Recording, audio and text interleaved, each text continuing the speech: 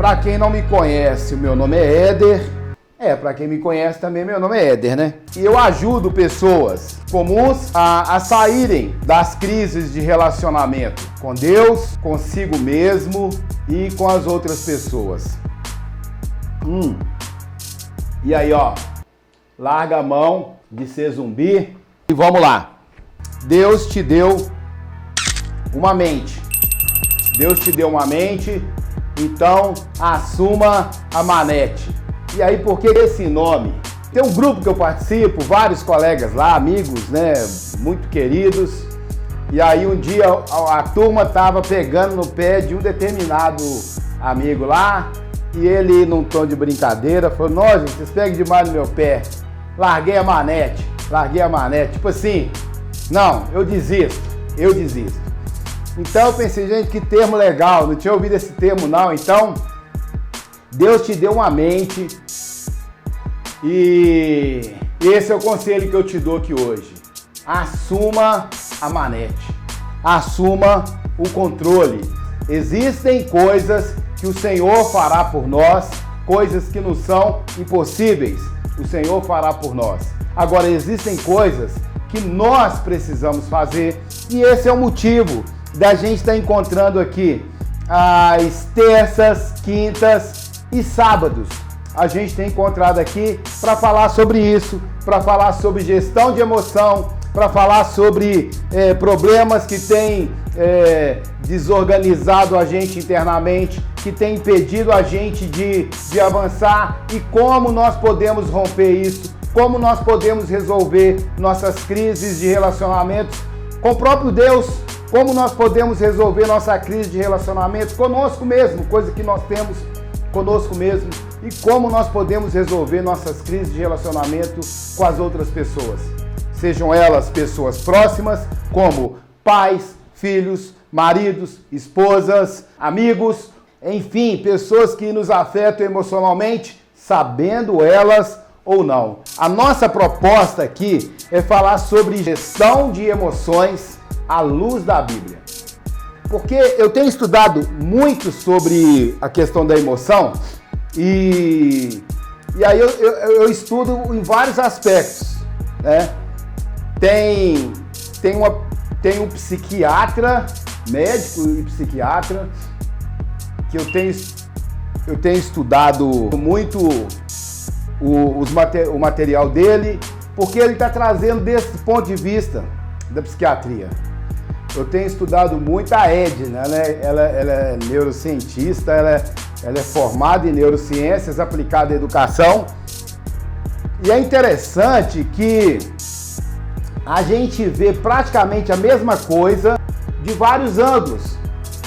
Hoje, eu vou tratar aqui de um ponto de vista talvez mais teológico. Aí é a minha praia, né? Eu fiz de forma que não ficasse muito pesado, mas então por isso assim, a gente não vai aprofundar, a gente vai até onde é importante para a gente entender, do ponto de vista da teologia, o problema que a gente tem em relação às nossas emoções. Teologicamente, existem algumas correntes que acreditam que o homem só tem duas partes. E que na teologia a gente chama de dicotomia, que diz que o homem tem uma parte material e uma parte imaterial. Portanto, essa linha de pensamento fala que espírito e alma é a mesma coisa. Eu acredito que nós somos espírito, alma e corpo. E esse texto fala assim, que o mesmo Deus de paz vos santifique em tudo, que o vosso espírito, alma e corpo sejam conservados íntegros e irrepreensíveis para a vinda do vosso Senhor Jesus Cristo. Preste atenção, conceito aqui um pouquinho. Nós somos um espírito. O nosso verdadeiro ser é espírito. Então, como é que eu vou entender essa questão do espírito, da alma e o corpo em mim? Eu sou um espírito, eu possuo uma alma e eu habito em um corpo. Então, quando eu começo a pensar nesse aspecto, eu preciso pensar, e esse texto de 1 Tessalonicenses fala que Deus quer nos conservar íntegros e irrepreensíveis, o espírito, a alma e o corpo. Éder, então me explica aí, como que eu vou entender a distinção entre esses três? O espírito é o elemento com o qual eu me comunico com a divindade. É o elemento com o qual eu tenho consciência de Deus e eu me relaciono com Deus. O que a Bíblia vai falar do homem interior, né? E o espírito é um ser imortal. A minha alma é o elemento através do qual eu tenho consciência e percepção de mim mesmo, das minhas emoções, das minhas vontades, dos meus sentimentos. O meu corpo, portanto, é o elemento através do qual eu tenho consciência do mundo físico. É o que a Bíblia vai falar do homem exterior. Como que eu percebo o mundo físico? Através dos meus sentidos. Os 5 sentidos que nós temos, que é o tato, a audição, o olfato, a visão e o paladar. Então, através desses 5 sentidos é que eu me relaciono com o mundo físico. Quando a Bíblia fala que o propósito de Deus é que nós sejamos íntegros no espírito, na alma e no corpo, como assim essa restauração no meu espírito? O espírito, Deus recria o espírito do homem. O homem, sem ter uma experiência com o senhorio de Cristo, ele está morto espiritualmente. Ele está imorto aqui, quer dizer separado. Ele está separado de Deus. Portanto, quando ele reconhece o senhorio de Cristo, Deus vivifica o espírito dele. Então, como que acontece essa obra no espírito? Deus restaura, Deus vivifica, Deus recria o espírito do homem. E na alma? A nossa alma, ela é restaurada pela palavra. A palavra de Deus restaura a nossa alma. E aí, como que ela faz isso? Pela renovação da nossa mente. Lá em Romanos capítulo 12, fala assim: rogo-vos, pois, irmãos, que apresentei os vossos corpos como sacrifício vivo, santo e agradável a Deus, que é o vosso culto racional. E não vos conformeis com esse mundo, mas transformai-vos pela renovação da vossa mente, para que experimenteis qual seja a boa, perfeita e agradável vontade de Deus. Então, olha aqui, o meu espírito, ele é recriado por Deus, a minha alma, ela é restaurada, a palavra de Deus restaura a minha alma pela renovação da minha mente, e o meu corpo, o nosso corpo, nós é que disciplinamos o nosso corpo e subjugamos o nosso corpo a obedecer o Espírito. Aí a gente começa a entender como essa integralidade da obra do Senhor nas nossas vidas. No espírito, na alma e no corpo. Qual que é a maneira correta de nós vivermos? Qual que é a minha verdadeira identidade? É essa. O meu espírito, ele vai ser governado pelo Espírito Santo de Deus. E esse meu espírito, governado pelo Espírito Santo de Deus, vamos entender essa escadinha. O Espírito Santo de Deus governa o meu espírito. O meu espírito, governado pelo Espírito Santo de Deus, governa a minha alma. A minha alma precisa estar ajustada, e é nela que a gente quer chegar aqui. E a minha alma, ela vai governar o meu corpo, né?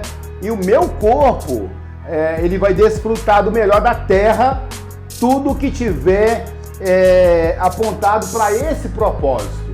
E aí, quando a gente vai pensar que todas, tanto a alma, quanto o espírito, quanto o corpo, existe uma uma comunicação. O espírito tem 3 áreas que compõem o espírito: a consciência, a intuição e a comunicação. Vamos pensar aqui nesse espírito que foi recriado. O que é a comunicação? É o relacionamento que eu tenho com Deus, através da oração, através do meu período de relacionamento mesmo com o Senhor. Essa comunicação é algo no meu espírito. Outra coisa que é no meu espírito, a intuição. Né? O que é intuição? Um dia aconteceu isso, um dia interessante, eu lembrando aqui agora. A gente estava aqui em casa, quem conhece aqui em casa sabe que tem 2 portões, é uma rua descida, e tem 2 portões de garagem, um aqui e outro aqui. E esse aqui, ele sai mesmo assim, ele tem uma inclinação bem interessante assim, para entrar pro portão de baixo. E uma vez minhas meninas era um domingo, e elas estavam para ir para a reunião da igreja.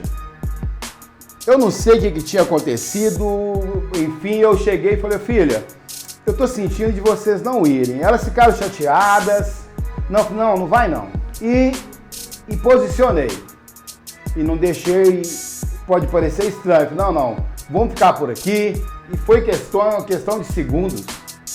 Aquele momento em que elas estariam saindo e virando ali para fechar o portão, veio um carro desgovernado da nossa rua, e aqui assim, onde tem um portão embaixo e em cima, ele passou em frente ao portão de cima e caiu pegando no portão de baixo. Se tivesse alguém ali fechando o portão ali assim, a possibilidade de sobrevivência, eu vou falar 0.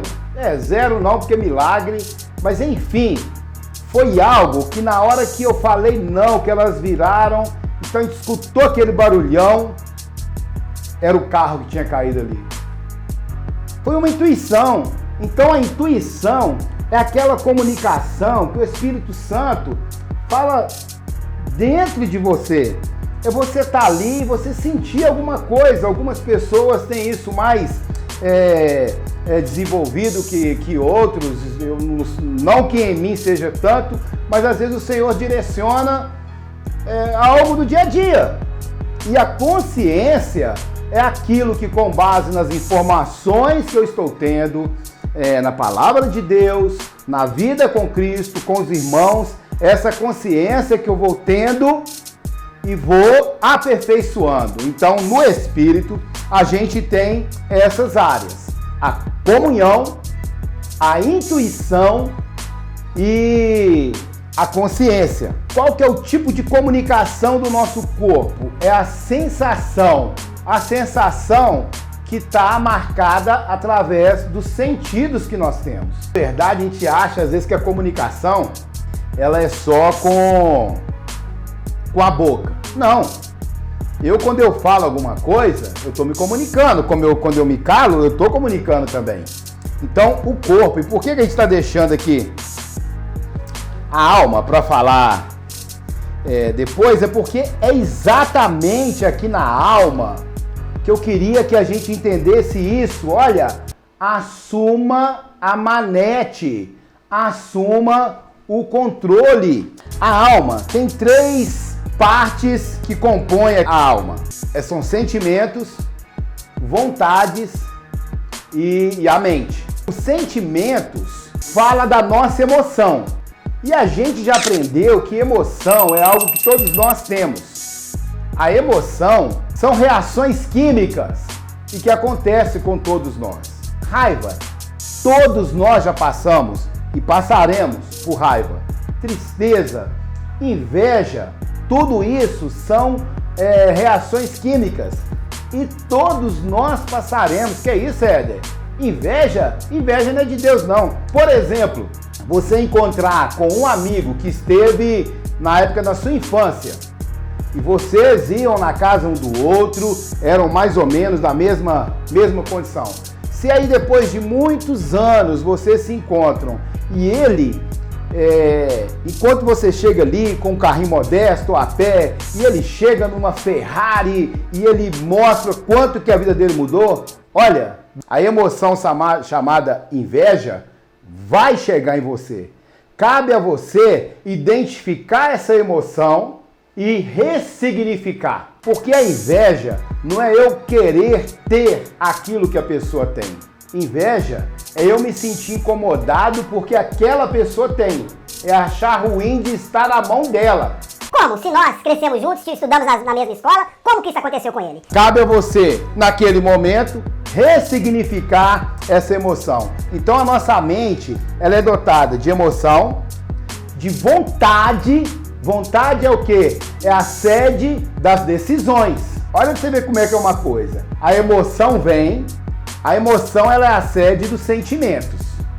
Se eu não direcionar aquilo ali bem, eu vou sentir aquilo que a emoção está sugerindo que eu sinta. E com base naquilo vem a vontade. Eu vou tomar decisões de acordo com aquilo que eu direcionei a minha emoção. E a nossa mente, ela é a central de comando da alma e dos pensamentos. A mente é que processa tudo isso. Então, quando eu falei que a alma precisa estar bem ajustada, como que é isso?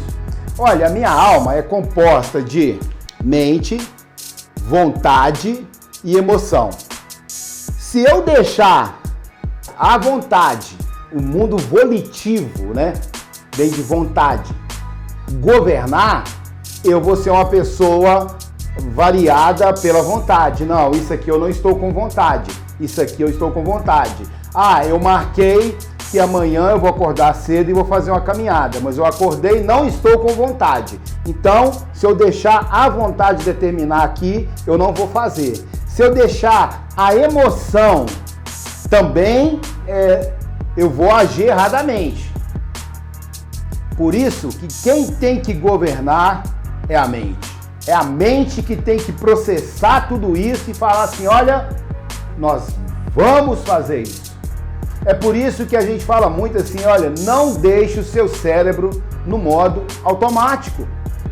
O seu cérebro no modo automático, ele vai agir apenas para te manter vivo, para a sua sobrevivência. E é por isso que a mente é que tem que mandar. A sua alma, ela tem que ser governada pela sua mente. E aí a gente volta naquilo que a gente falou. Olha, o Espírito Santo de Deus governa o meu espírito. O meu espírito governa a minha alma, mas a saber, na minha alma, a minha mente vai governar as minhas vontades e as minhas emoções. E a minha mente também, que está a sede da alma, o central de comando, é que vai governar o meu corpo. A minha mente vai governar em mim as minhas vontades, as minhas emoções, vai governar o meu corpo e a minha alma também, a minha mente, vai governar sobre todas as energias que existem na Terra. Porque essa é que é a vontade de Deus. O plano original de Deus é esse, que o homem governe sobre as aves do céu, sobre os peixes do mar. Então é por isso que a pessoa ajustada, ela vai falar assim, olha, tudo que eu fizer vai dar certo. Tudo que eu colocar a mão para fazer vai dar certo. Por que que a gente precisa assumir esse controle? E aí pensando no tema que a gente colocou na live, por que que a gente precisa assumir a manete? Né? Esse tema assumir a manete veio do pessoal que gosta de jogar PlayStation, gosta de jogar o joguinho lá, né? Se ele tá com a manete, quer dizer que ele tá controlando ali o jogo. E quando a gente falou assuma a manete, é para você controlar o jogo. Senão, você fica vulnerável. Tudo que acontece tira você da direção, do propósito, porque você é uma pessoa guiada por emoção. Ontem eu tinha uma decisão, um resultado muito importante na minha vida. Talvez depois eu chegue a comentar sobre isso. Mas não é exatamente o assunto, mas só para dizer o seguinte. era uma coisa muito importante para mim. E eu saí de casa falando o seguinte: independente do resultado, eu já sei o que eu vou fazer. Você não tem como controlar a emoção que vai vir em você. Você não tem como controlar se determinada situação vai te deixar triste, alegre, com raiva, com nojo, com angústia. Isso você não tem como. Mas você tem como falar assim: a emoção que vier, primeira coisa, dá um nome para ela. Saiba o que está acontecendo. E depois pega aquela emoção e direciona ela para o seu propósito de vida. É por isso que quem é saudável emocionalmente, todas as emoções, elas são boas. Que isso, Éder? Até a tristeza? Até a raiva? Sim. A gente chama de emoção positiva ou emoção negativa é porque o nosso cérebro já assimila. Quando eu falo raiva, a gente assimila, é negativo. Quando eu falo alegria, a gente assimila, é positivo. Quando eu falo tristeza, é negativo. Quando eu falo prazer, é positivo. As emoções, mesmo positiva ou negativa, para dar satisfação ao nosso cérebro, elas não são nem boas nem ruins. O que vai fazer da emoção ser boa ou ruim é o significado que você vai dar para ela. Se você recebeu uma notícia que é triste e você fala assim, nó, e ficar triste, você fala assim, não, eu vou me esforçar, olha, eu vou trabalhar o dobro que eu trabalho, mas eu vou resolver esse problema. Ou seja, aquilo que era para te deixar triste e que era para você reagir com tristeza, não, você deu um significado ali que fosse positivo, embora a emoção ela não é positiva, mas você deu um significado bom para ela. Por que a gente precisa reassumir essa manete? Por que a gente precisa reassumir esse controle? Porque com a queda do homem, lá no Éden, o homem, ele desajustou. E o homem era espírito, alma e corpo. O negócio ficou desajustado. Hoje nós somos corpo, alma e espírito. Hoje é a minha emoção que direciona. Hoje eu quero ler a Bíblia e quero que a Bíblia se adapte àquilo que eu penso. A gente lê um texto da Bíblia que fala alguma coisa e fala assim, ah, mas eu não penso bem assim. A queda, ela trouxe esse desajuste no homem de forma geral. No corpo do homem, trouxe um desajuste. A partir da queda, a gente começa a degenerar e a gente começa a envelhecer. E a gente começa a caminhar ali para um fim, né? O corpo sente, adoece.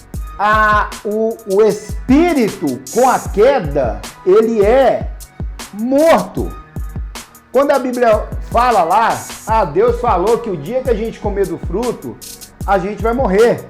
E a serpente fala assim, não, claro que vocês não vão morrer. Morte significa separação. Na hora que eles comeram do fruto, eles foram separados. E a alma, ela é afetada também. Aí agora a gente caminha naquilo que a gente propôs falar. Eu não falei que a alma é mente, vontade e emoção? O pecado, ele atinge o homem nessas três áreas. Eu anotei algumas coisas aqui. Na mente, as lembranças ruins, os traumas, as inseguranças, o medo, aquilo que aconteceu lá na nossa infância, que hoje a gente não consegue desvencilhar disso e sofre com isso. O pecado, ele trouxe sérios prejuízos nas nossas emoções, como ódio, inveja, rejeição, né? Na nossa vontade também, o pecado trouxe sérias consequências, como na vontade, o medo de fracassar, procrastinação, o derrotismo. Preste atenção no que eu vou dizer. Você não tem... É uma história que eu já ouvi muitos contarem, né? E é interessante isso. Você não tem como evitar que um pássaro voe sobre a sua cabeça. Você não tem como evitar isso. Você não tem como evitar que, eventualmente, um pássaro faça até cocô lá de cima e cai em você. Eu estava no hospital com uma pessoa, estava vindo embora, que aí eu ia vir trabalhar cedinho. Na hora que eu passei na Andradas, ali perto da Praça da Estação, pombo, senti aqui até quente. Eu não tenho como evitar isso. Eu não tenho como evitar até que um pássaro venha a pousar na minha cabeça. Eu não tenho como evitar isso. E é isso. Agora, uma coisa eu tenho como evitar. Eu tenho como evitar que um pássaro faça um ninho na minha cabeça. Você está entendendo? Você não tem como evitar que o pássaro voe, eventualmente faça a caca e caia em você. Você não tem como evitar que até ele pouse em você. Mas que ele faça um ninho na sua cabeça, isso aí você tem como evitar. Você não tem como evitar as emoções que virão em você. Mas você tem como evitar que isso faça um ninho na sua cabeça. E comece a ditar o que você vai ter que fazer. Você tem que acordar já pensando assim, olha, aconteça o que acontecer. Eu sei quem eu sou a imagem e semelhança do Criador. E eu sei para que eu estou aqui nessa terra. Eu estou aqui para cumprir o propósito eterno de Deus, que é Deus quer ter uma família de muitos filhos, semelhantes a Jesus, para a glória de Deus Pai. E eu sei qual que é a minha missão de vida. Eu cheguei aqui hoje falando da minha missão. Olha, eu estou aqui para ajudar pessoas a resolverem suas crises de relacionamento com Deus, consigo mesmo e com as pessoas. Talvez a mensagem que arde no seu coração, olha, eu quero falar para restaurar casamentos, eu quero falar para filhos de pais separados, eu quero essa mensagem que está no meu coração, eu quero entregar para essas pessoas. Nesse livro que eu li, esse livro de Personalidades Restauradas, da pastora Valnice Milhomens, ela faz uma comparação muito legal, porque ela compara dois livros da Bíblia, Esdras e Neemias. Os dois, a história acontece um após o outro. O Israel tinha sido levado cativo, e o pessoal chegou na cidade, destruiu tudo, destruiu os muros, destruiu o templo e a cidade ficou arrasada. Pegou as pessoas, levaram cativos. Aqueles que não serviam para nada deixaram lá morrer na míngua. E aí, primeiro Deus toca no coração de Esdras. Esdras volta, arruma um empreendimento ali e reconstrói o templo. É interessante a gente pensar nisso, porque o templo fala do nosso espírito. O livro vai tratar disso. O templo fala do nosso espírito.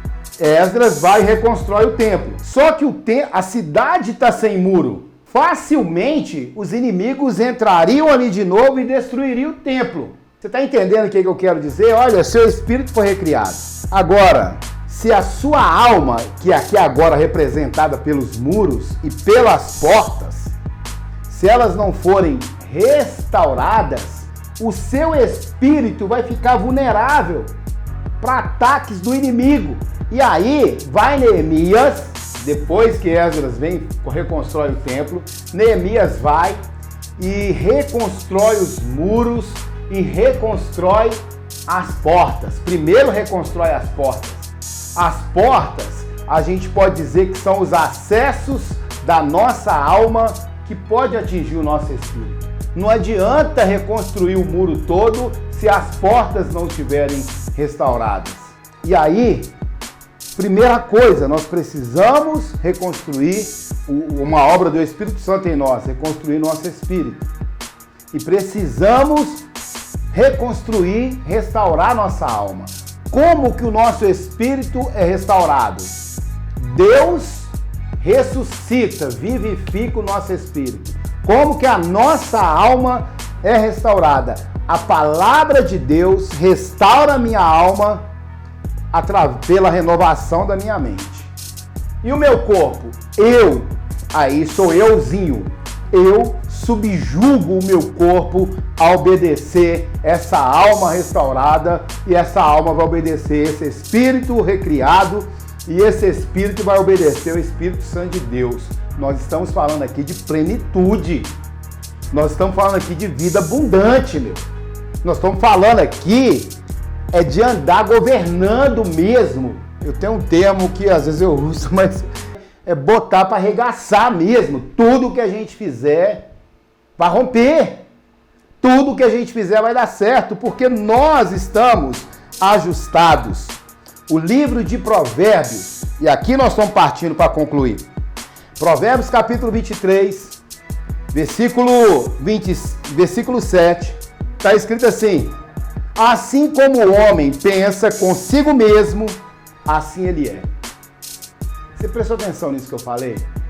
Assim como ele pensa consigo mesmo, assim ele é. Meu Deus! Assim como ele pensa. Quando a gente fala de pensamento, nós estamos falando da mente. A mente é a sede da alma. A mente é essa central de comando. Então, se a minha mente mandar, se eu pensar corretamente, é assim que eu vou ser. Da mesma forma, se a minha emoção mandar na minha mente, se as minhas vontades mandar na minha mente e eu for uma pessoa enfraquecida, assim eu vou ser. Assim como pensa em consigo mesmo, assim ele é. Nós somos os resultados dos nossos pensamentos. Você é o resultado daquilo que você pensa. Tal como você pensa, assim você é. É por isso que eu aprendi isso com Pablo Marçal. Eu tô lá um dia assistindo e ele falou assim: você não é pastor, você não é aquilo que você faz, você está aquilo que você faz. Você é aquilo que Deus fala que você é. E o que Deus fala que eu sou? Deus fala que eu sou a imagem e semelhança dele. Eu sou isso. É isso que você é. A imagem e semelhança do Criador. E eu vou encerrar dizendo aqui essas frases aqui. Palavras geram pensamentos. Às vezes a gente está passando algum problema e a gente reforça isso com as nossas palavras. As palavras geram pensamentos. Os pensamentos é que vão gerar os sentimentos. Aí nós estamos falando agora da mente. Os sentimentos, eles vão gerar decisões, vão gerar atitude. E aí eu te pergunto, o que é atitude? Ah, atitude é ação. Não, atitude ainda não é ação. A atitude é a predisposição para a ação. Então, os sentimentos geram atitude. As atitudes, sim, elas geram ações. E a gente tem aprendido aqui que a ação é a forma através da qual eu me comunico com o presente. Eu me comunico com o passado, com lembranças. Eu me comunico com o futuro, com projetos. E eu me comunico com o presente, com ações e comportamentos. E as ações geram fatos. E quando eu tenho fatos, as coisas começam a acontecer, esses fatos geram resultados. Eu sei que muitas vezes nós queremos os resultados, nós queremos resolver os problemas. Um dia alguém disse algo interessante, eu não sei de quem é essa frase, mas fala assim: olha, você não precisa ficar querendo atrair borboletas para o seu jardim. Ou melhor, para você atrair borboletas para o seu jardim, você não precisa capturá-las e ir colocando no seu jardim. Você precisa cuidar do seu jardim. Cuide das flores, que automaticamente as borboletas, elas irão visitar o seu jardim. Ah, eu estou querendo resultado, eu estou querendo resolver. Cuide de se regular. Cuide de ficar o seu espírito governado pelo Espírito Santo de Deus. Cuide para o seu espírito ajustadamente governar a sua alma. E a sua alma, a mente, governar suas vontades e emoções. E governar também o seu corpo. E governar também tudo que está ao lado, todas as energias. Tudo, vai governar tudo. Gente, até dinheiro é energia. Dinheiro é energia e a sua alma vai governar todas as energias. E aí o seu corpo vai desfrutar do melhor da terra, alinhado com esse propósito. E aí é isso que eu quero deixar para você. Éder, como que eu vou fazer isso? Como que eu vou mandar essa escala? É isso que a gente propõe às terças, às quintas e aos sábados, 18h33. Deus te deu a sua mente é a sede da sua alma, a sua mente é a central de comando. Assuma a manete, assuma o controle, isso cabe a você fazer isso e eu tô aqui para te ajudar, eu tô aqui para ajudar pessoas comuns a resolverem, a saírem das crises de relacionamento com Deus, consigo mesmo e com as pessoas. Que Deus te abençoe. Um abraço. Fechou? Fechou.